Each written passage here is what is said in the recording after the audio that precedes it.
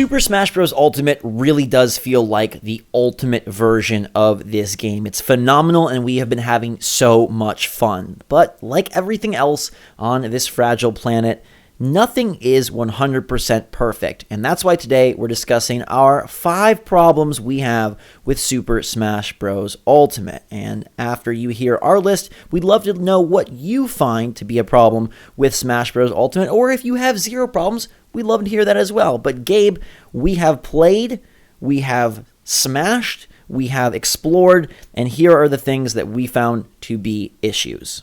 Yes, absolutely. Again, make no mistake, guys. We love the game. It's the best Smash Brothers ever, probably. So we're not trying to belittle it in any way. Just like Zach said, there are very few things in this world that are perfect. So with that said, Zachary, why don't we get into the first problem here?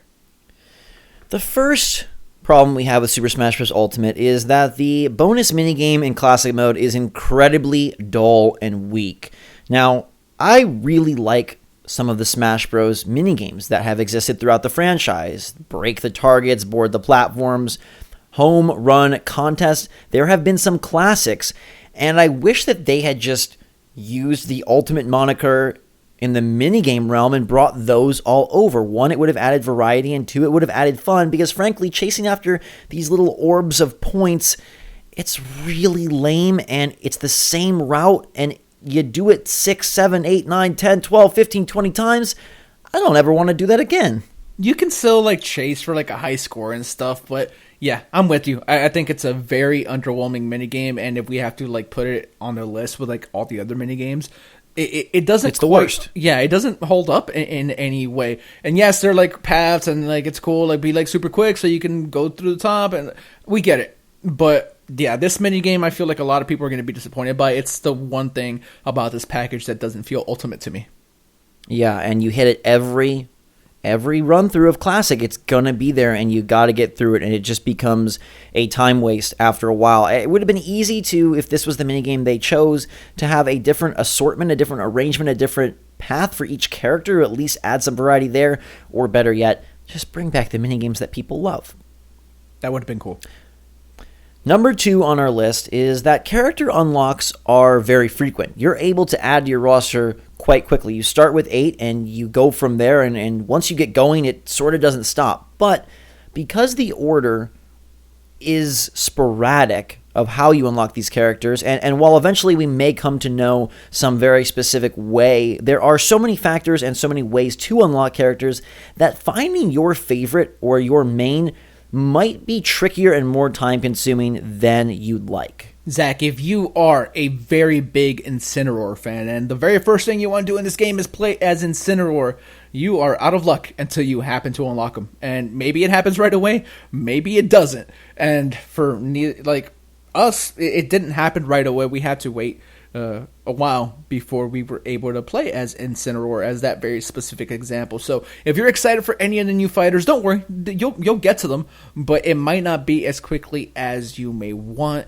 I know that there are fighters that you and I didn't really see until a ton of hours were into the game. So hey, my King K. Rool took forever, whereas your King K. Rool came first. It was my first unlock. The very first one. And there are specific patterns, it seems, to the Classic Mode unlocks of if you beat Classic Mode with this character, it should unlock this character. But when it comes to the unlocks that happen via versus play, or when you're just perusing the game, we know that World of Light has a set order to where characters are placed within the map. But when it comes to just playing Smash to unlock, and if you're going by, trying to unlock via the quick method or whatnot, you could foreseeably get into a bind where you're not getting the new characters till very late. And on one hand, it's very cool to see how your roster assembles in comparison to others, and there will be some similarity and of course a lot of differences. But because there, at least right now, doesn't seem to be very set in stone ways for each character outside of Classic, which requires a progression, of course, it could take a while to get your version of my King K. Rool, basically. Yeah, I mean, it'll be very exciting when you do get your favorite character, but hey, be ready to wait a little bit just because of sheer it's a large roster. That's all it is. Yeah, it's really just a scope-based thing. If there were 30 characters or 20 characters to unlock, yeah, you, even if it's the last one, whatever, throw it aside. But you have to unlock, if you want the full roster, 66 characters here. That is a lot of battles. That's a lot of time. That's a lot of, and no matter how you go about it. So it could just take some time. And I don't know. I wish maybe there was more specific challenges issued for each character, so there's a way to directly target, and maybe eventually that comes to light.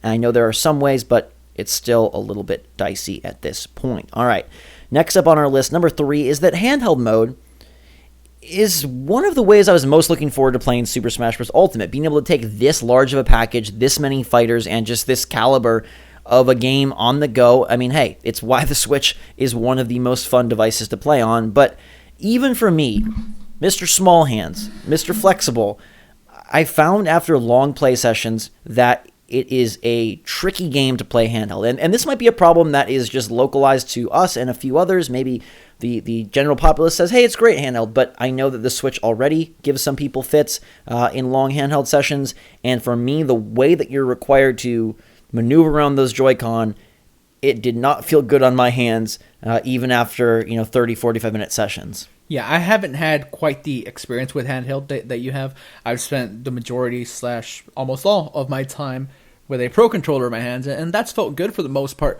But yeah, it's unfortunate to hear that handheld might be a little bit cumbersome. And yeah, your hands aren't the biggest in the world. So, I mean, maybe chalk it up to you having small hands. But typically the problem with this is for larger hand individuals who say that like it's too small and it's too cramped. I don't know. I even noticed in games like Mega Man 11 that if I play extended handheld, because of the dexterity required and the amount of buttons that you're pressing and I guess like the speed, it does begin to get a little cramped for me. And Smash Bros. Really, I guess, sort of shows that to the fullest extent, maybe more so than my time playing Breath of the Wild handheld, Mario Odyssey handheld, Splatoon 2 handheld, Mario Kart 8 Deluxe handheld. This one really, I think, is going to cramp some people up, and maybe it's worth it because you get to take 74 characters on the go and massive World of Light on the go and all the spirits in the world on the go, but it is something that stood out to me as kind of a more negative factor. I think you might have touched on something there, just because Super Smash Brothers does use so many of the buttons. You can do face buttons plus directional on sticks for your every other normal movement, but shield and that new dash ability that has you being invincible for a little while. Those are all on shoulder / trigger, so your hand is all over the place with this. So I can see how it might get a little cumbersome. I'm gonna have to wait until I try it for an extended period of time to see how I really feel, but I can definitely see what you mean there. Absolutely. That leaves us with 2 more to go, and number 4 is the variety of bosses in classic mode. Man, I wish it was a little bit greater. Now, they do have, as far as we know, 8 bosses here in classic mode, and that is a good number, I guess, in any other game, but when spread across 74 characters, you're fighting the same bosses over and over again. And I guess with some of the pre-release talk and some of the characters that we had heard were going to be put in as bosses instead of fighters, I wanted / expected more to be there. And given the fact that Spirits mode didn't turn out to be sort of the heroes, villains, soul hunting fest that maybe we initially foresaw it to be, it would have been really great to have more bosses, even if they do have a cool grouping here. The scale of the roster just makes it seem a little too small.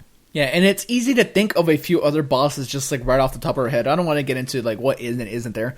I don't want to spoil stuff necessarily, but there's characters that we thought were going to be in there as bosses, and they're just not there. And it would have been cool to see them in there in some way. And maybe that's our own fault a little bit for setting our expectations a little higher than they should have been. But at the end of the day, 74 characters, if you want to get through everybody in Classic, you're not going to see that much variety with the bosses. You're going to run into the same group over and over and over again. Yeah, so basically, there's those 8 bosses have to be spread across.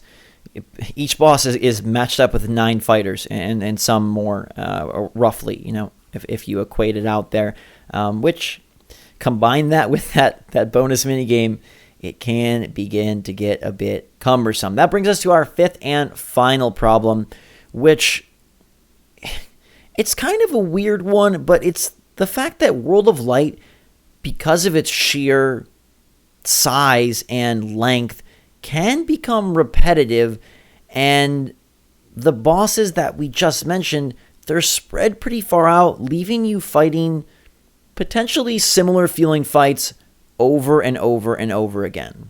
I have played a substantial amount of World of Light now, and I can attest to this. It does get repetitive. It maybe might be too long. You guys are going to have to judge that on your own. And the boss fights are very, very, very spread out. You're not going to run into them, every once in a while the way you do in like Classic. If you're going through every single character, you're going to have to wait until you see some of these bosses. And they share a lot of the same bosses too. It would have been cool to see some specific World of Light stuff. And there's some things here and there that are specific, but for the most part, it is like shared experiences. And yeah, there is a repetitiveness to World of Light that definitely hit me at some point. Yeah, I think especially early on, World of Light is incredibly fun, and I would say that it's fun throughout. I don't think that we're taking issue with the merits of that mode.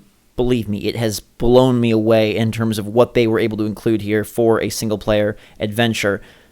It just would have been nice if, like number 4, there were more bosses to spread throughout. If there were more different types of challenges, mini games, things of that sort that they could have placed. And we're not going to have any spoilers, of course, but they do add variety via alternative methods, I will say. It just would be nice within the specific little spaces that you end up, accruing and beating over and over, that there was a bit more differentiation or a bit more to kind of mix it up as you go. Yeah, but like you said, it's still a phenomenal mode. Don't get us wrong here. It's just the amount of repetitiveness in there was a little bit much for me, and it did stand out, unfortunately. And we can also say that the characters within World of Light, they aren't as frequently placed on the map as maybe also we would have liked, which I think would have enhanced the variety. I don't want to get into specific numbers, but the amount of characters that you acquire in World of Light, it's at a far slower pace than you're going to be acquiring them in like the main roster Smash every other mode. Yeah, for sure. But fear not, Smash Bros. Ultimate is phenomenal. These are some nitpicky issues that we had with the game, and we wanted to share them with you to see what you guys think and what issues you've had with this title. Again, no game is perfect, and we didn't expect that, but this is our list, so let us know what you're thinking in the comments down below. Make sure to subscribe to stay up to date on everything Smash Bros. Ultimate. We have lots of content already up and tons more coming. This is our life for the next few weeks, and we are loving it. And hopefully you can share in the magic of this ultimate game with us. Follow us on Twitter, twitter.com/TheSwitchForce. And until next time, for myself and Gabe, thanks so much for watching. Have a fantastic day, everybody. SwitchForce out.